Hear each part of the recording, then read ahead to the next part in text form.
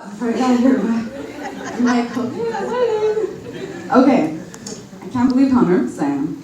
And I know exactly why I'm so nervous. I'm nervous because I'm a very private person. I don't go to too many, the circle of people I go to about anything personal is very, very small. Not because I have trust issues, it's just I like to keep my business to myself and just try to go to God first. But I'm going to share two things with you. So one's a poem and one's a story. I hope you take all of this and it helps you in particular or helps you help someone else.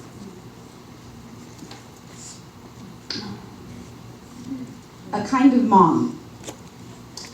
There's a mom that works a lot and there's a mom that goes to school. There's a mom that cooks, a mom that cleans, that shops for food and clothes. A mom that teaches, that disciplines, that cries and that smiles, that yells and that giggles. There's a mom that sings, a mom that laughs, a mom that whispers, a mom that's funny, a mom that's burnt dinner before. There's a mom that drools and snores, and there's a mom that's scared, a mom that's been abused. There's a mom that feels like giving up. There's a mom that's tired. There's a mom that's bold. There's a mom that's tough, that's strong and that's confident, a mom that's courageous and beautiful, a mom that's honest, supportive, and encouraging, a mom that's proud, a mom that is real, a mom that loves unconditionally, and then there's a mom that loves God first. Now that's what I call the best mom. So, I'm sure everyone here may say that you have the best mom after I've read all those descriptions. But of course, by far, I have the best mom in the whole world. My mother of heaven, which is a name I gave her a while back, and I really call her that. Don't cry, Mom. I can't look at her. And my daughter has the best Lola. And she calls herself Lola because she doesn't think she looks old enough to be a grandma. Who also is the best Lola, and I gave her that. I gave her Lola the Great when my daughter was born. So moving on, I would like to share a story with all of you about a woman of whom I was told just might be the best mom. It was when she was about 12 years old, she found out what her purpose in life was. She knew exactly what she wanted to do and to be when she grew up. Believe it or not, she wanted to be three things: a wife, a mother, and a woman who served children and teenagers to make a difference. She accomplished 2 out of 3.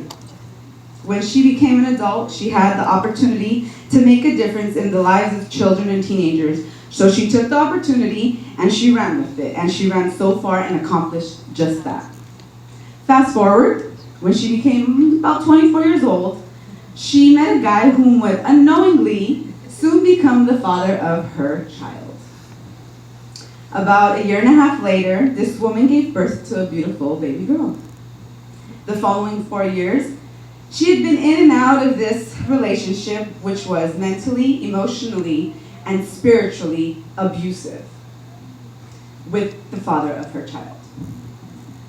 Until one day. You guys ready? One day. It was about 10 a.m. on January 1st, 2017. That's when the relationship was no longer only mentally, emotionally, and spiritually abused. But at that time, at that very moment, it had became physically abusive. That very moment, he got so angry. Of course, for no legitimate reason. That's what I've learned drugs and alcohol can do. He began to wrap his fists within the sweatshirt to get a better grip of when he finally tried to lift her off her feet and choke her. He tried to pick her whole body up to throw her down the hallway. He slammed her against the wall a few times and threw her to the floor. He pulled her hair and got on top of her.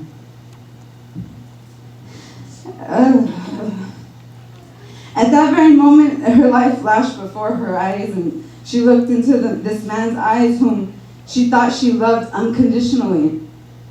As she stared at him while he was on top of her, which seemed like the longest stare ever, she spoke these words to him. If for 1 second you really believe I'm afraid of you, you better check yourself, because I'm not. I think you forgot who raised me. At that very moment, all she could think of was her daughter and all of the things her dad taught her in defending herself.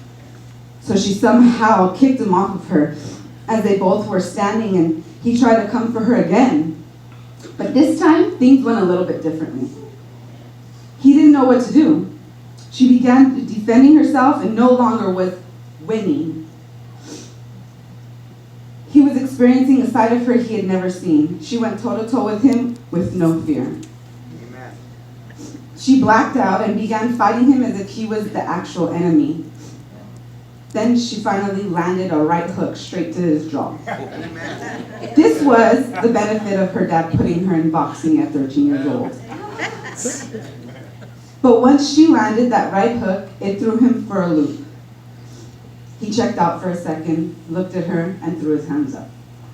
She then said, "You have forgotten with what kind of woman you're dealing with. I fear no one but God. This is over. We're done." She got her belongings and walked away, promising herself she would never go through that again, and promised her daughter she would protect her whole being for the rest of her life and forevermore. Until this day, she has not turned back. The last 5 months have been the most difficult for her. Having to raise her daughter on her own is sometimes scary, extremely hard, but nevertheless rewarding. Because she has the privilege and blessing of never missing a beat. She is mom and dad. She is gymnastics and baseball. She is makeup and cleats. She is ballerina twirling and bike riding. She is sweet and strict. She is day and night. She is a woman of God. She's Khalees's mom. She's She's the best mom ever. Amen. So happy Mother's Day.